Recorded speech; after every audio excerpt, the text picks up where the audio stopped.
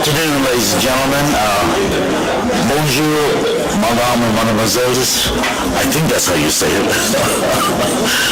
Good afternoon, and we'd like to get this portion of the program started. My name is Mike Honda. I represent California District 15, Congressional District 15, just south of Congresswoman Bob. Unfortunately, the Honorable L.C. Hastings is not feeling well, so I will be reading his opening statements on his behalf and be his surrogate. And on behalf of Congressman Hastings, he says to you, good afternoon. As the current co-chair of the U.S. Helsinki Commission, I have been tasked with the responsibility of monitoring and supporting 56 European and North American countries' efforts to uphold the Helsinki Accords and related commitments, including fostering equal rights and combating intolerance and discrimination. The Commission has held several meetings and hearings on these topics, including on Black Europeans and racism. A common finding of those hearings was the need for increased minority participation at all levels of government to truly address the issues of discrimination and inequality that disproportionately impact minority communities. For the past 2 years, I have partnered with minority parliamentarians in Europe to discuss how best to remedy this problem. At the first event, the Black European Summit, minority leaders from more than 10 countries exchanged information on barriers to political participation and adopted the Brussels Declaration, which addressed the importance of this and strategies for increasing racial and ethnic minority political participation. Materials on these initiatives have been made available today. I am pleased that the UN Independent Expert on Minorities, Ms. Gay McDougall, is here today, as she testified at our Commission hearings that sparked these efforts and has played an integral role in the United Nations in ensuring that the issue stays on the global agenda by hosting a forum on minorities and effective political participation in Geneva, Switzerland at the end of 2009. I was part of the U.S. delegation chaired by the Honorable CBC Chair, Congresswoman Barbara Lee, and including my colleague KPAC Chair Mike Honda, yours truly, and the Representative Donna Christensen. I am pleased that they have found time in their busy schedules to be here with us today. My findings from the meetings I co-partnered in Europe and Expert McDougall's meeting in Geneva are as follows. First, the majority of our political and legal systems do not accurately reflect the racial and ethnic diversity of our societies. Second, in many places, racial minorities in particular have often not been sufficiently included in the development and or implementation of government policies, even when the stated policy goal is to combat racism and discrimination. Third, institutionalized processes are often at fault, yet in many places, despite stated commitments to democracy, there continues to be a lack of political will from government, political parties, and other actors to include racial minorities. Fourth, the lack of political knowledge of racial minorities often makes it difficult to garner the necessary support from minority communities to effectively address these issues. Fifth, political participation is often defined as whether minorities have the right to vote or to be elected. While this is one aspect of participation, policymaking via obtaining positions in the government and or with political parties, grassroots advocacy, and an understanding of the political process, such as how laws are drafted, are also of great importance. Importantly, we are making strides as seen by the election of President Barack Obama in this country. The appointment of minorities to cabinet ministry posts in France, Sweden, and Germany, the election of Russia's first black town councilor, and even the attendance of numerous politicians and political aides from France at this very event. However, we know we must do more when in this country there is only one African American in the U.S. Senate. almost no Latino staff in leadership positions in Congress, despite the growing U.S. population, and situations abroad that in many cases are much worse. I look forward to hearing how the work of expert McDougall might address some of these and other issues, and encourage members of the audience to join the discussion during the question and answer period following Ms. McDougall's remarks. I thank you. And thus ends Congressman Hastings' comments. And I'll turn the microphone over to our Representative Gary McDougall. Okay. Well, thank you, Congressman Honda, and through you, I want to thank Congressman Alcee Hastings for keeping this work alive, first and foremostly within the OSCE, and then, of course, within the U.S. Helsinki Commission. It's a great pleasure for me to be here with all of you. Some of you I have met in other situations and other forums, and I look forward to an exchange of views. I want to start by just commenting on my own role so that I can put the other points that I'm going to make into context.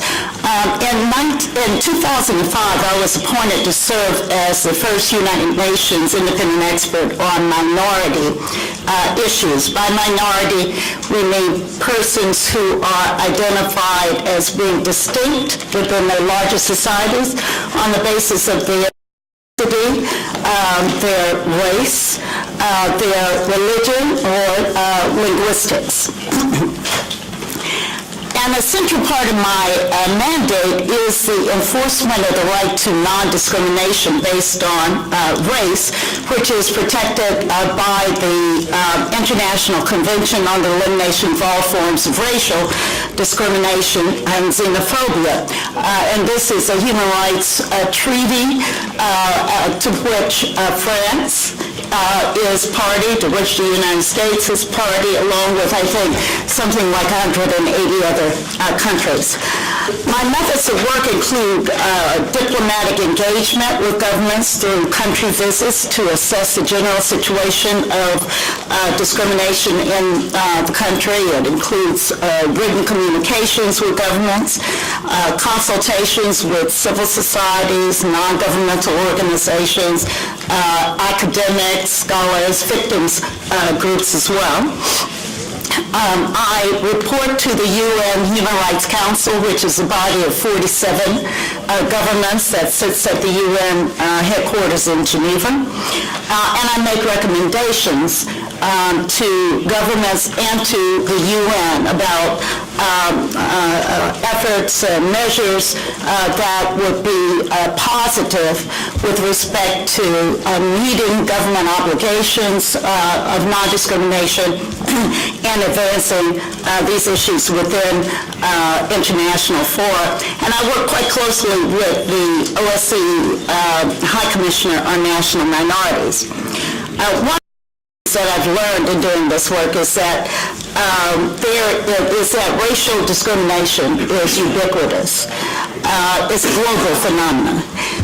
The victims may differ in terms of language or culture, but the experiences of exclusion, subordination, of violence, and discrimination are really similar in every region of the world. No region is immune, no country is an exception. Since I took over this mandate 5 years ago, I visited 13 countries to investigate their policies and practices on non-discrimination. Countries that are in both the developing world and the developed. Included are established democracies, as well as what many call communist countries and post-communist countries. I've encountered many political systems and a variety of approaches to minority rights, some that are progressive and some that are not so progressive. Yet in every country that I have visited, members of minority groups have complained to me that they do not have the level of political participation that is their right, that they are excluded or discriminated against in their efforts to raise their voices on issues of concern to them through the political process. Minorities have told me that even when members of their minority group do hold office, it's often a token position, that those who hold office do not always fully represent them or their issues or indeed any constituency, and that their participation is neither effective nor meaningful. So this is the reality that minorities face. Minorities are vastly underrepresented and play far too little of an effective role in political processes in all of the countries that they are in, both rich and poor countries. And while my own country may look as if we're far down the road, I think many will agree with me that we're just skating on the surface. Although we applaud our achievements so far. So it was on this basis that I determined that the second session of the UN Forum on Minorities should focus on the very critical issue of effective political participation for minorities. And the forum occurred in 2009, in November 2009. I just want to say a word or two about the forum. It is a unique and new institution within the human rights mechanisms of the United Nations. It had its inaugural session in 2008. I am charged as one of my duties as independent expert on minorities. I'm charged to determine the theme and to organize the work and to convene the forum every year. And I try to make sure that this forum lives up to its designation, if you will, its role as a forum not only on minorities, but of minorities, a place where minority voices are elevated within the larger context of the United Nations. The first year of the forum, the inaugural year, we considered the theme of minorities and the right to equal quality education. Not just right to education, equal quality education. The second one was minorities and effective political participation.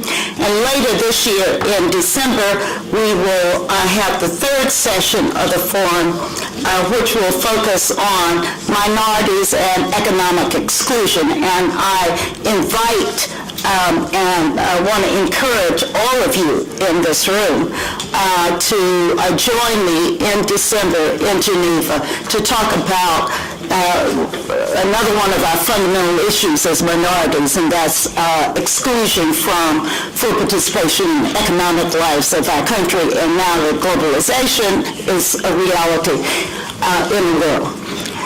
So back to the second session, where we were very pleased to have as chair of the forum the Honorable Congresswoman Barbara Lee as chair of the oldest minority parliamentary caucus in the world, the U.S. Congressional Black Caucus. We were also quite pleased to have Congressman Alcee Hastings, who was there as co-chair of the U.S. Helsinki Commission, Congressman Mike Honda, chair of the Congressional Asian Pacific American Caucus, and Delegate Donna Christensen from the Virgin Islands. We had over 500 registered participants at the forum. And most important, we had what we called minority political actors from countries all over the world. We had African descendant parliamentarians from around Europe and people who have immigrant heritage in Europe who have gained seats in Parliament and at the city council level. We had a delegation of Dalit women who serve on local government city councils throughout India. We had people from Latin America, from all the globe. And we had representatives, government representation from 45 governments, as well as about 100 representatives of non-governmental organizations. We considered these issues of political participation, and the discussion proceeded on the basis of a number of presumptions or principles. The first was that inclusion is good for societies at large, not just for those previously left out. So creating the conditions for effective political participation of minorities should be considered by governments as an integral aspect of good governance. Secondly, the right to effective political participation is essential to the enjoyment of all other rights of minorities, including economic, social, and cultural rights. To our efforts to ensure the political participation of minorities is the right to non-discrimination and the of governments to adopt affirmative action programs to achieve a status of equality for all in the society. And fourth, political participation takes many forms. It certainly takes the form of the right to vote and to be to public office, but it also includes the right to be represented in all levels in the public offices, in the administrative offices of governments, in the police force, in the judiciary, in every place where governance is a major mission. There should be an ample and equal participation of minorities. So we, the 500 participants who were there at the forum, developed a set, based on these principles, a set of recommendations that you have available to you here today in both French and English. Is that right? I would say, first of all, that they are phrased in broad language, and that is so that they could be implemented and be relevant to diverse political systems across a broad spectrum, because understandably, there is no such one-size-fits-all model. I want to touch here today on a couple of recommendations just to give you a flavor and a sampling of the recommendations. There's one that I would mention first. Now, these are, our recommendations were directed to all stakeholders, not just governments, but also political parties, to civil society actors, as well as to international organizations. But I would say the first I would mention is very important because it's the framework, and it's where SCE probably has a role that it can play in encouraging governments and supporting them to develop, and that is a national action plan to increase the political participation of minorities. These kinds of plans could include educational programs, campaigns that promote political participation, ensure and among public administration staff, the adoption of affirmative action policies to increase political participation of minorities, and the allocation of sufficient resources to realize identified objectives.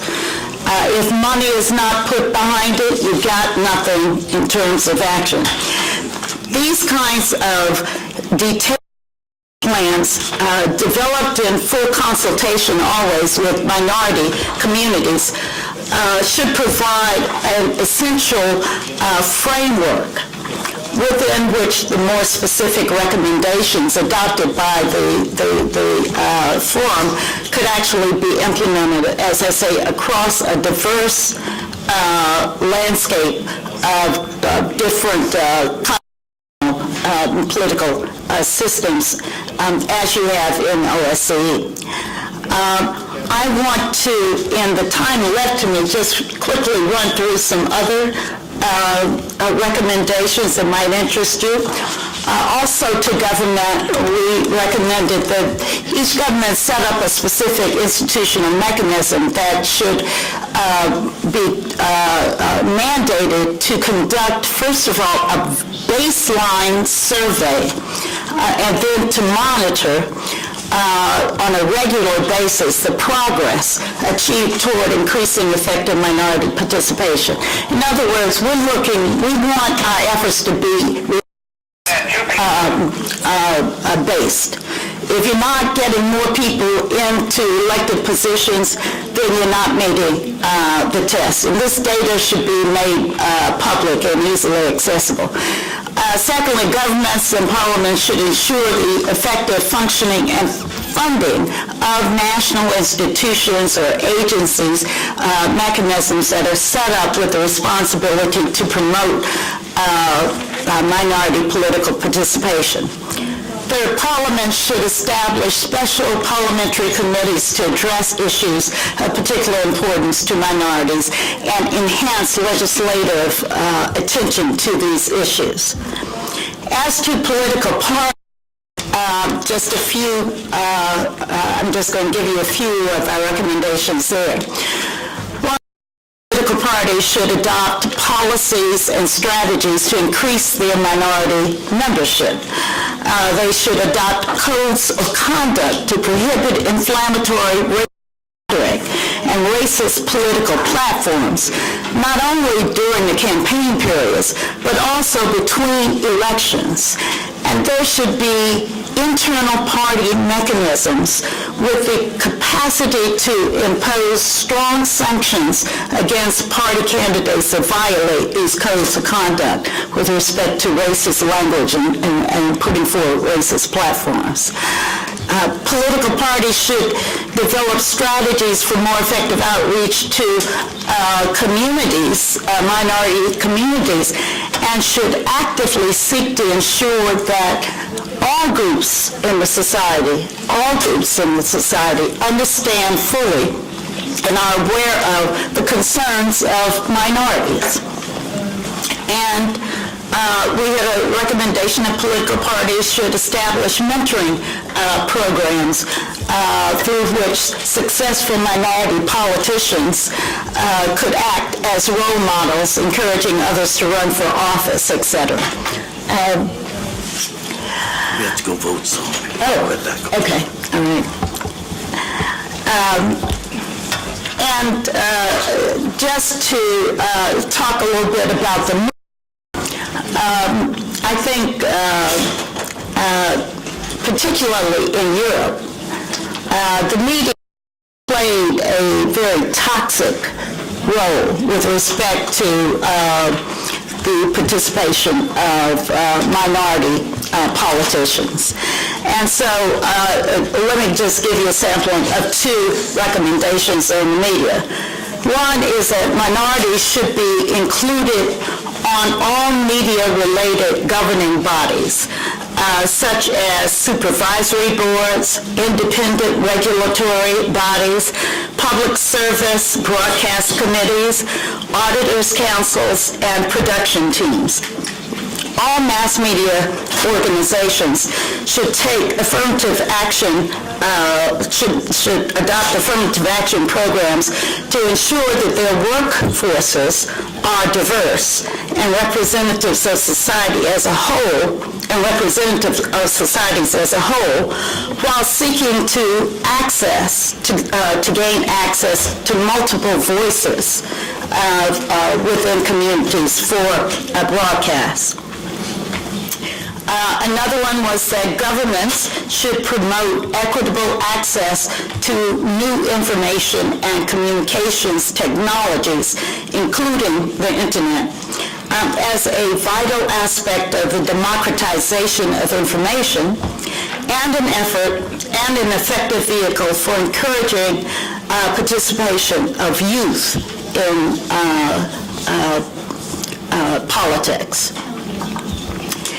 And the final one I just want to mention is directed toward the international community. And that is that the international community should allocate sufficient resources to projects aimed at ensuring political participation of minorities, enhancing civic activism in education, and promoting issue-based advocacy by minorities. So the idea here is that or the United Nations could establish a voluntary fund for minorities and political participation.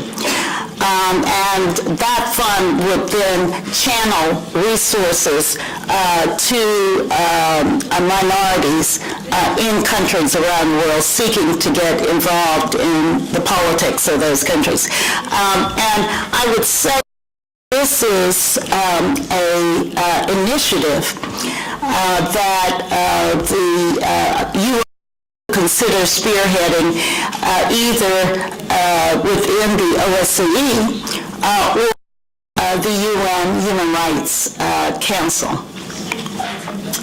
I finally want to say that I'm happy to note that the forum has been generating a number of follow-up activities on the topic. One of which is a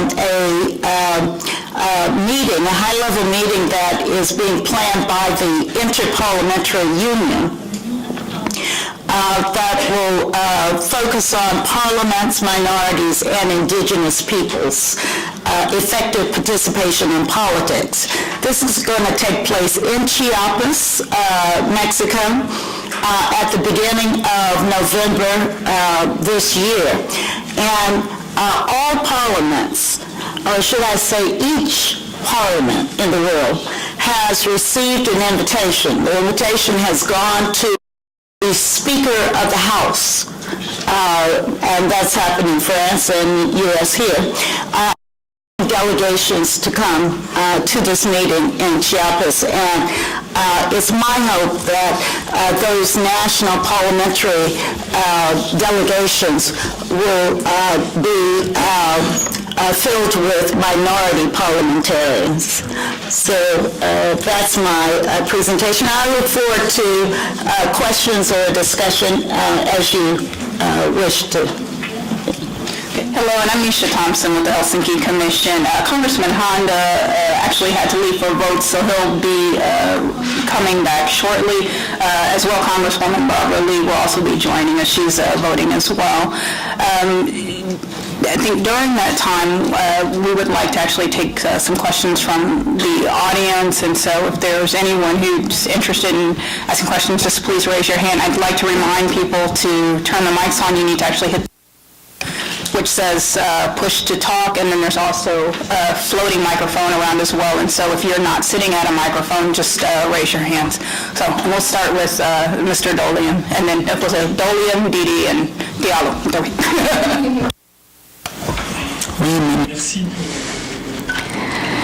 Thank you for your words. I was able to come to Geneva and to attend the works of this forum This is more of an observation than a question. I'd like to go back to what you said concerning the media. That is a fundamental issue, in particular in terms of shaping people's imagination and in terms of conveying a different image of minorities participating in political life. For myself, I to that particular group. I began active politics recently, last year during the campaign, and so I became a candidate for the presidency of the Ile-de-France region, which is the largest department in France, 30% of the GDP. However, when I submitted my candidacy, the media decided to really tell me which corner I belonged in, and that was the corner. Of course, I'm very interested in diversity. It's a pivotal element for social cohesion. However, my main asset, my main skill is economic development, and that is what I focused on. Indeed, the Ile-de-France region is currently experiencing economic developmental problems. So, on one hand, I have had this political media group that has tried to really corner me into diversity, and to label me as the French Barack Obama. And second point I'd like to make, if you don't play the game, if you don't play their game, then you realize that your openings, your visibility, your ability to be depicted in the media suddenly decreases. Third point, if you the manner in which the media are presenting you, well, they will certainly take care of changing them. That's what they did with me. You mention other topics, they will ensure that when you mention these topics, they will be trivialized, and it will not be a structural element of what you are presenting. And so this clear, in particular in France, because I've also seen this with other candidates. For example, there's a Socialist Party candidate. I'm with the Democratic movement, but there's a candidate from the Socialist Party who very quickly during the campaign was called a soccer player, and certainly he had certain qualities in that area, but that was not his main asset. He's a brilliant candidate. We don't agree on everything, but he's a brilliant political candidate. But very quickly the opposition party labeled him as a football player, and they even claimed that he had a very heavy police record, and thus he should not be in a position of authority. And so based on various investigation, it was quickly realized that all of this simply amounted to pure fantasy. So of course I cannot talk on behalf of all European countries, but in France in particular, if you have a political candidate who comes from the so-called visible minorities and try be elected into a political position, well, this becomes very complicated because the media has very clear specifications. They simply want to depict you as a minority, that is to say, somebody who does not truly have any capacities to understand the issues of the nations, but somebody who can bear witness, a person who is incapable of drawing an accurate picture of the political situation, and somebody who cannot really set forth a political agenda. I think you actually hit on one of the points that the Infinite expert actually noted as well, is that it's hard to separate, I think, the issue of increasing minority political participation without also dealing with discrimination and stereotyping and other prejudices as well. Mr. Didi.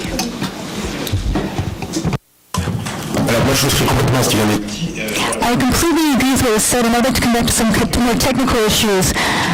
We have structural problems in France, and it's difficult for us to showcase skill sets in terms of diversity in France. For example, in terms of the electoral German, you look at various regions, and when you bring in try to see what kind of balance might be found in. I'm the president of Gren, a think tank for more popular neighborhoods. I know that when you do a reapportionment of districts, you focus on perhaps how you can showcase minority, and so you can have a certain reapportionment based on that. But in France, it's always behind closed doors, and nobody understands what's going on. Nobody is able to explain how the precincts have been reapportioned. The second point is we have been confronted with a problem, and we will continue to be confronted by this main problem. Alain was on an electoral list. We have regional elections that are taking place in France, and you're going to have and they're going to be a one-person ticket. And so people who come from minorities or come from the diversity, these people will be able to have a better chance of being voted in on the list rather than on the one-person ticket. And so this is this is not designed in France to sabotage minorities. I mean, at least I hope it wasn't. But the result is the following. Minorities will be impacted. And so what I'd like to know is how have you modified the mechanisms in order to make this more pertinent? Another issue I'd like to bring up is that in France we have some parties that are very closed. In 1998, for example, I wanted to join, and I was actually turned down. There was no reason was given.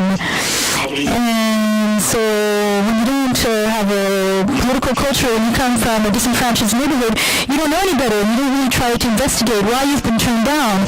And that's something we need to work on.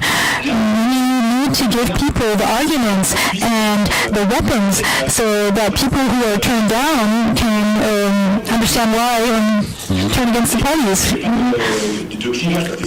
So another point.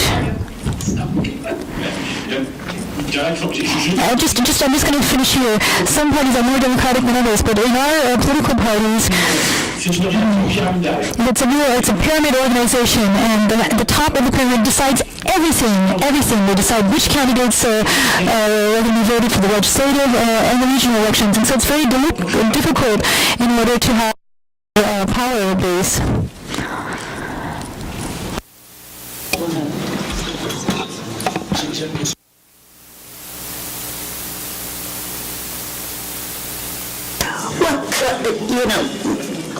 Let me respond. I'm certainly not able to respond to each point. Actually, very interested in taking notes on what you're saying about your situation. But, one of the things that we have put forward in the recommendations is that jurisdictions, electoral jurisdictions, voting districts, should be delimited in a fashion that enhances the number of minorities who get elected. It's hard to go beyond that because every country is so different. But it should not be done in a way that would reduce the number of minorities that get elected. And I think that one of the things that I'm actually happy slipped by our Supreme Court here in the U.S. is that the drawing of voting district lines in order to create districts that would be majority, for minority electorate. So I think that's very important. One of the things we tried to do in the list of recommendations was to say that governments, first of all, should take it upon themselves to look at the whole electoral system, all of the issues, from whether or not there's a party list or a single-member constituency form of voting, to how the voting districts are drawn, to all of these aspects in order to encourage or enhance the number of minorities who wind up sitting in the legislative body. And my personal opinion about political parties is that they are quasi-public institutions. And a quasi-public institution should have no right to discriminate on certain grounds. And one would be, minority status, one would be sex, et cetera. So I think that, we all have a responsibility to call countries out if they are not abiding by their obligations to create equality, not just create equal opportunity, they equality. And that's an obligation that they have freely signed on to under international law. So. Bonjour, moi je suis Nicolas Diallo. I'm the chairman of Anti-Racism Organization. I read the report that you wrote after your visit to France in 2007.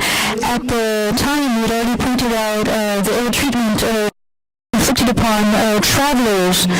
And today the situation is far worse than today.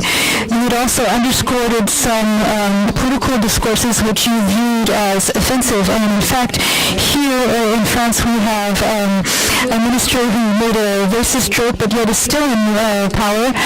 And you also mentioned the religious law,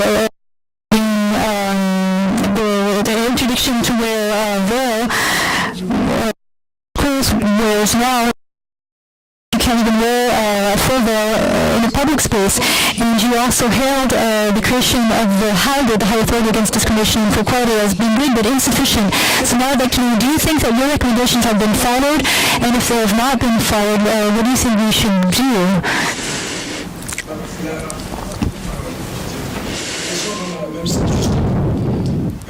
My question is in the same line. I read your reports, and I want to talk about the political meaning. In terms of conflict management, sometimes you need to step aside from the problem in order to really be able to solve it. For example, in France, we've made progress in terms of the fight against discrimination and the promotion of diversity. As of 2000, Europe obligated us to retranscribe directive. And after that point, a lot of things started to change, whereas prior to that, nothing was going on. So you talk about an obligation. What do you mean by this obligation? Why is it not implemented? What weight can you bear upon so as to ensure that member states truly directives, as has occurred with the European Union, be it in France or elsewhere? Sometimes within the problem, you're taking a step back and you can't really move forward, and it's like a tsunami to really amplify the momentum.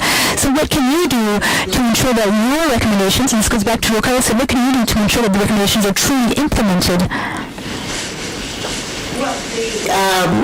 Thank you for both of those. I thank you for reading my report.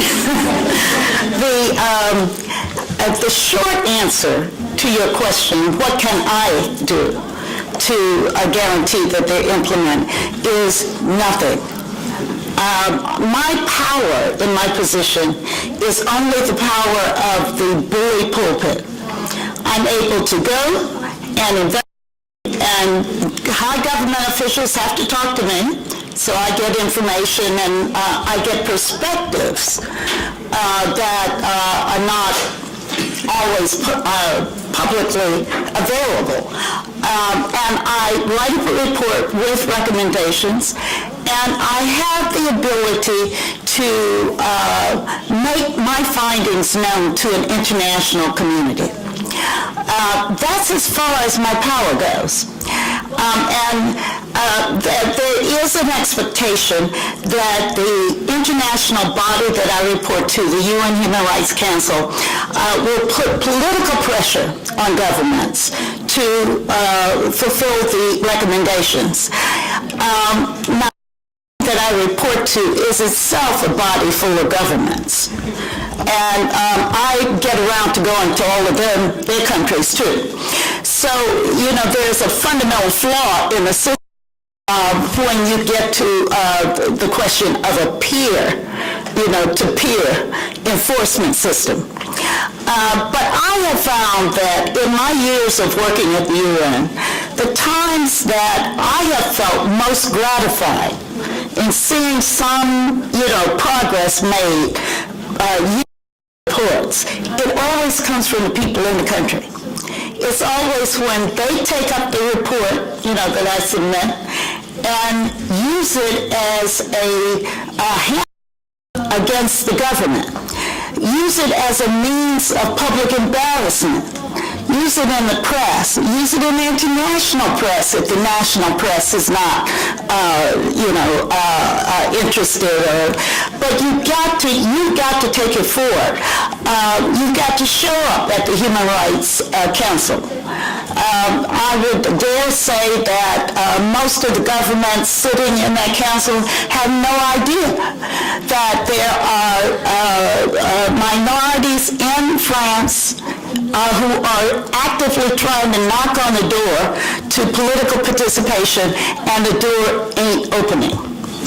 I think that you have got to make more of it yourself in the forums that you from your government knows would be. Now, just to get to your point about the I would say that I am extremely I'm apoplectic about what is happening in France, what the government's policies are, and what its actions have been toward the Roma. I thought, and I mentioned in my report, I thought that they were, that what I was hearing time, and what I understood, and this is 2 years ago, was not in conformity with the government's obligations, international legal obligations. But I think that, and that's with respect to international human rights treaties. What's happening now, I think, is a matter that I would consider outrageous. And it certainly not only violates international legal norms, but you've got the very well-developed European law. And the European Commission that speaks directly to this European Parliament resolution that was just passed in September. Calling for an immediate halt of these so-called voluntary deportations of Roma. It violates the European Commission Treaty and the directive on racial discrimination. It violates the same on freedom of movement. Within the European arena, one of the advances was the commitment to freedom of movement, freedom of action. And while there are certain restrictions, those restrictions can't be applied solely to one country only, and I think we now have some evidence in I think it is a leaked government memorandum, that these are targeting one specific group of people, and that is specifically not lawful. Then collective expulsions. This augurs back to a very dark period in European history. And it's very clear, I think there are no Europeans that could ever imagine that it was lawful to engage in collective expulsions of people where you are not considering any individual cases at all. I'm astounded. As far as I can tell, the voluntary nature of the deportations is a myth. When you've got, 200 euro per head for adults and 100 euro per head for children, and you got backing up that kind of carrot. You got the stick of roughshod policing and destruction of Roma homes without any other substitute to meet their right to shelter and the obligation of the government to shelter them. I think there is nothing voluntary at all in what is happening. So I think that other European governments, I think the European Commission, I think the OSCE, and the UN must condemn these practices. They are counter to, I think, what we have widely regarded as fundamental freedoms and human rights. And I think linked to those comments, I just wanted to direct people to a statement that Congressman Hastings actually made that's been made available today on the table outside regarding the situation of Roma as well. This has been an issue that the Commission has long followed, in part, I think, because of the efforts of my colleague who's sitting in the back here, Erica Schlager in the red, if anyone's interested in speaking in detail with her about the Commission's work on the Roma following the cement. Are there any? So, and then one of the other things I wanted to say too is this event isn't solely focused on France. So things that, we could definitely note in the U.S. situation, for instance, the presence of only one African-American senator, for example, the lack of Latino staffers in both the House and Senate, for example. But I think there are a number of issues within the United States that touch upon these issues, in addition to a number of the other OSCE countries in the region, which we haven't talked about. So I would encourage other people to weigh in as well. So, and I'm sorry, I started on this side of the room, so I'll start here, and then we'll go there, and then we'll come back over this way. Good afternoon. I'm Hakim Malouche. I am the first diverse at the Paris Political Institute, and this was the first major French school to have a diversification program of its student body, and it's worked on this issue for 10 years. And today, for better or worse, we are somewhat isolated in terms of high education in France. In terms of social diversification, there's a city in the northern suburbs of Paris. A very specific question. It does not apply exclusively to France, but mostly to Europe, but also perhaps the United States. And this will answer the two hats that I wear. And this issue is namely abstention, a failure to vote in a democracy, democracies be they in Europe or the United States.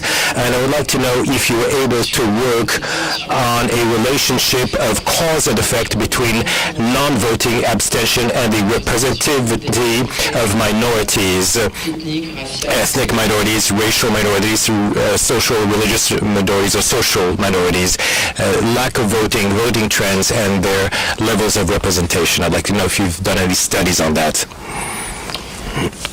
Well, I have not done studies myself on that, although there have been lots of studies, warehouses full of studies on the question of, the level of voting within minority communities. Why in the United States? I mean, why it is at the levels that it may be, why not? And what, of course, there is a direct relationship between the voting strength and voting power of minority communities and their power within any system, and certainly the number of elected officials. Of course, there are lots of other things that impact on that, and sometimes the system, the electoral system is such that it dilutes the voting power of minorities. So you have to look at both. But I think that within the United States, at least, it's been quite a maybe overstudied topic, and maybe some of you may be talking at more length with some of the scholars at Howard University tomorrow who could actually give you details about that. One scholar I'd like to put, we have a program where we show that, Can you introduce yourself, sorry? nous avons un programme d'échange avec Sciences Po et nous We have an exchange program with Sciences Po, and you have a whole bunch of studies underway.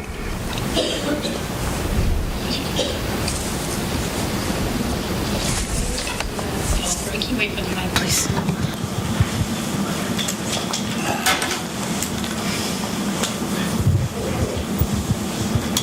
Okay, my name is Adila Shadikaita, and I'm with the United Macedonian Diaspora, and I wanted to thank you for the presentation, first of all, and raising awareness about the minority issues worldwide.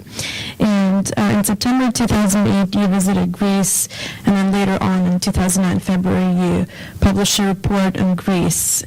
And can you tell us about the findings, in particular in regards to the Macedonian community and your recommendations for Greece? Thank you. Yes, you're quite right, but I went on an official mission to Greece and looked at a number of specific communities, minority communities in Greece, and issues that were being raised by minorities. And those minorities included Muslims in Western Thrace. They included the Roma. They also included people in the northwest of the country that identified themselves as having a Macedonian ethnicity. And the government was actively denying that any legitimacy to that claim of ethnicity. And in some practical ways, trying to suppress the ethnic identity of those that associated themselves as Macedonians. And just to sort of summarize, I concluded, after going to there, talking to many who identified themselves as ethnic Macedonians, I saw no legitimacy in the government's position that such an ethnicity simply did not exist. And in many ways, I found that the government position was one that focused more on its relationship with neighboring countries than on the rights of Greek citizens to be able to self-identify. And their right to self-identify, and their right to use labels for themselves and for their institutions and organizations, and their rights under appropriate circumstances to to engage in activities that would preserve their language, teach their children of their language and culture, and to practice their cultural rituals. So that's in sort of a summary fashion my findings for that.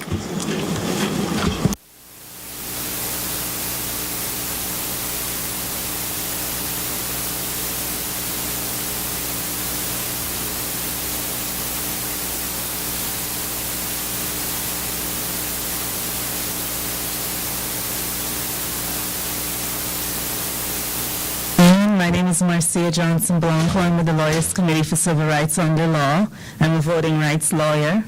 And I wanted to ask, you talked a bit in reference to the election systems that have an impact on minority political participation. And here in the U.S., we have redistricting of electoral lines that will be going on next year. And in addition, we have active challenges to laws such as the Voting Rights Act that help minorities to be able to elect their candidates of choice. And I wanted to get your perspective on the countries that you've studied, whether there's similar laws and the processes for the encouraging minorities to, or laws that support minorities' ability to elect candidates of choice, and how that impacts on political participation.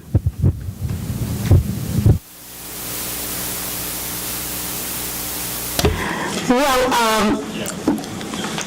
there are countries that I know about that have systems that are, if you will, minority friendly, that I may not have visited officially. For example, South Africa, which I know through other activities, but have not visited in this capacity. They adopted many of their rules, their electoral system, based on it being a system that would encourage and increase the number of different identity groups' participation in the government. That was the reason why they chose a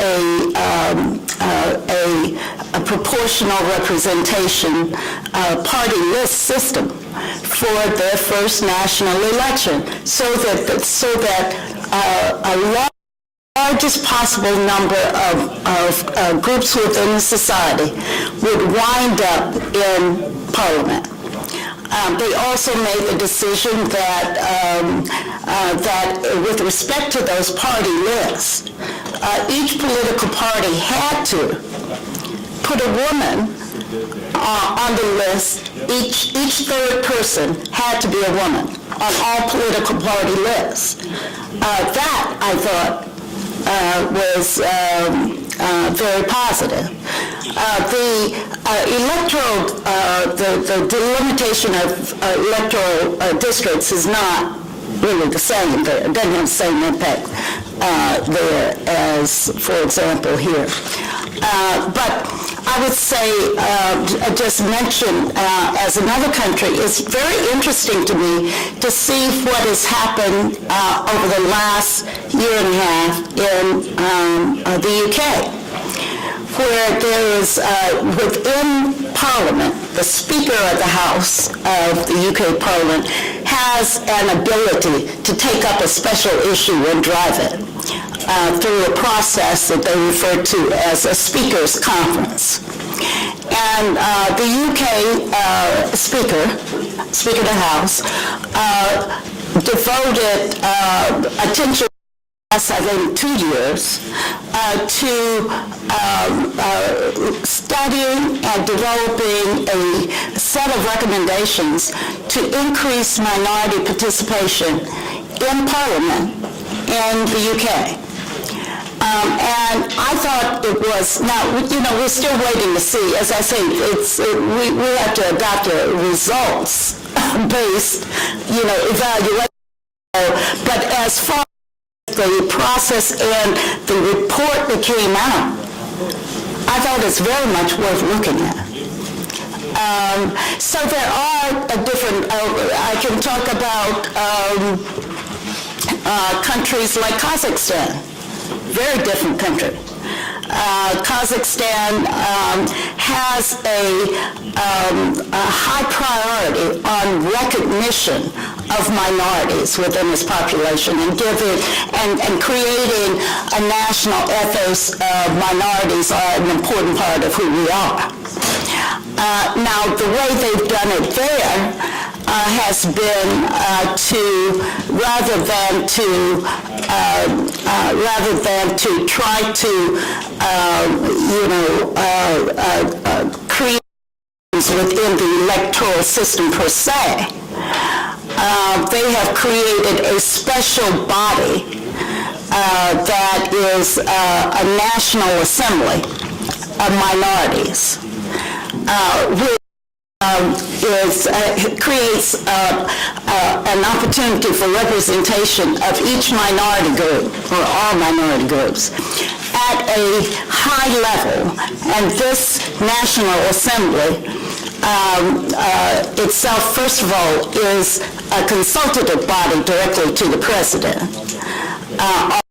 Issues relating to minorities. It also has the power itself to elect, appoint, I think it's 9 people, to the House of Representatives. I don't have that name correct, but the second-tier body within. So there are a number of ways across many different kinds of political systems where there is a possibility and a system to recognize and acknowledge the importance of some representation of minorities. A lot of places you'll find set-aside seats Greece has, I think, 2 seats in Parliament for members of the Muslim minority.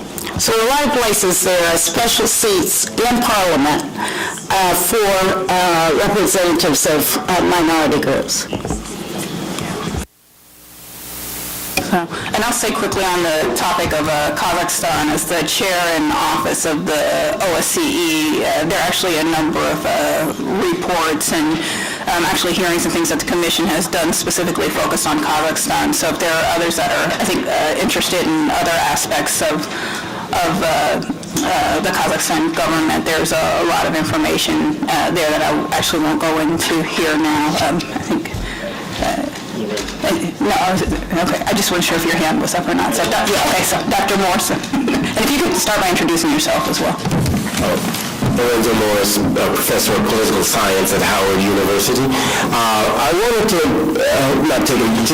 take just a second to comment on and there is a civil rights element there that is very important, I think, in the U.S. that in our voting rights law, Voting Rights Act of 1965, the registration was used as a criterion to determine whether or not discrimination existed without pointing to race. And I think that's important in the French case because given the French unwilling to identify any kind of anything that may even remotely be specific, minority or otherwise, it's a criteria that had been effective here where we at least do point it out might be considered. Now, the level of non-voting in France is probably much lower than here, but nevertheless, it can be used as a significant indicator. Now, why is that indicator important if there's no law? It seems to me that participation is pushed here by the political party. The real failure is that the parties don't even form themselves like normal parties in some ways. And publicly exposed if they were willing to neglect constituencies, and where there are concentrations, whether it's in the 19th or 18th arrondissement, if the participation is lower, the minority members, even if they are small in the party, should use that as a battering ram to show the way in which they realize voters, which is what was done here to the limited extent that people like Fannie Lou Hamer and others made inroads into our party system. There. Just other comments before I went back to... Juste en termes de... Yes, just in terms of leverages. I wished we could have heard your analysis, at least your point of view, in terms of multiple jobs, multiple elected positions, and that's a problem in France. And this is in the economic power. Economic power is transmitted from generation to generation, and likewise political power tends to transmit itself from generation to generation. And the fact that you can have several elected offices at once, there's a monopoly in France, and that's a problem in Europe. And do you deal with that problem in the United States? And how do you deal with it, namely the possibility of holding several electoral offices at the same time? I don't think it's... is it even permitted? I don't know, but it's not an issue here. Is it permitted? I don't know. He's asking whether or not, in France you can hold 2 or 3 different, Is there a law against it per se? Okay, yes. It's very strange to us.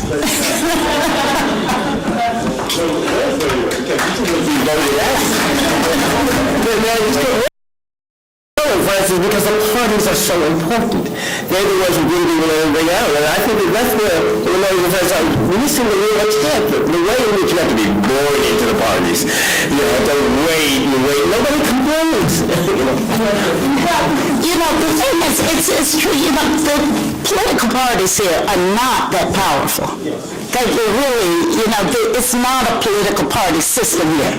It's a individual system. Even in terms of money, the candidate raises the money for him or herself. Maybe there would be, one would like for there to be some help up.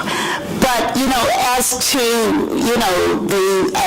the ground level politician across the country, they raise the money themselves. So, and they vote, there are attempts, excuse me, my colleagues from Congress, but there are attempts to form, general caucus positions, but you're not really going to be, I could raise a name here, but it wouldn't be polite, where, members, don't vote the line of the party. But they owe their accountability more to their constituents than to the party. So, it's a different system in terms of that. I'll say we have one more. Okay, based on that, if you wanted to make any closing remarks, we're heading towards 3 o'clock, and so we're actually going to be forced to exit the room. Well, I just want to thank the Helsinki Commission for, holding this briefing, for me to participate.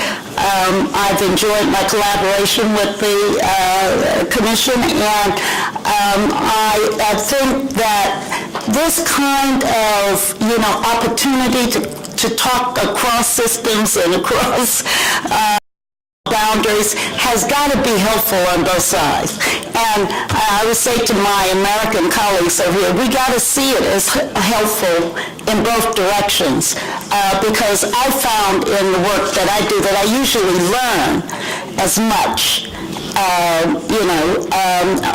from other places and other systems and the approaches that people are taking in other countries, that I learned a lot that I think is very helpful to our system here, and to the kinds of, if I could just put on my Black American hat, and to the kind of struggles that we are trying to wage still here in the U.S. So.